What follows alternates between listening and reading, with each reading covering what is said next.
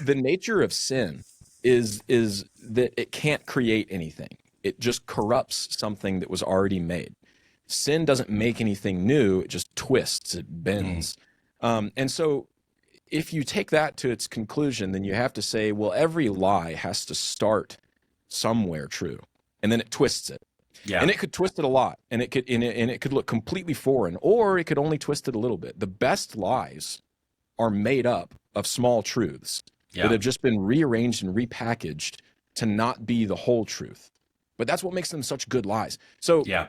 you got to ask yourself, like those ridiculous tabloids and crazy History Channel shows like Ancient Aliens, and Yep. why are they still on? Like why do people still spend their time and money on these things? Well, it's because they know that there's something there. Now Yeah. it's ridiculous, and the guy with the crazy hair that my face has been plastered on him countless times. Uh, like he is crazy, Yeah. aliens. Yeah. He is crazy, and I think he's like off his rocker or whatever in so many ways, but he's also touching on something that has a genuine pulse, Yeah. and to ignore it is either foolish, uh, hubris, or just completely uninteresting. Yeah. And if you're going to be a Christian, you have to be interesting, because you have to be interested. We always say interesting people are interested people, and Yeah. Christians are the most interested people in the world. In the world. Yeah.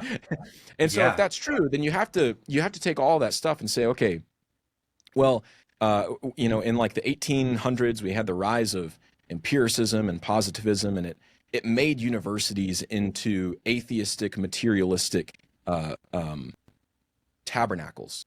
Yeah. It made science into a religion. And you even had men like Herman Bavinck that were trying to push back against that back in that day, because they saw where it would lead.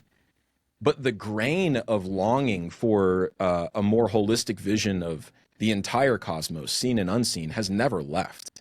And so Yeah. that's why you have, like, even though it's taboo and it's looked down upon, you still have these magazine publishers and these History Channel shows that are thriving, because people know in their heart of hearts that there just is more there than they've been told by the atheistic, materialistic scientists.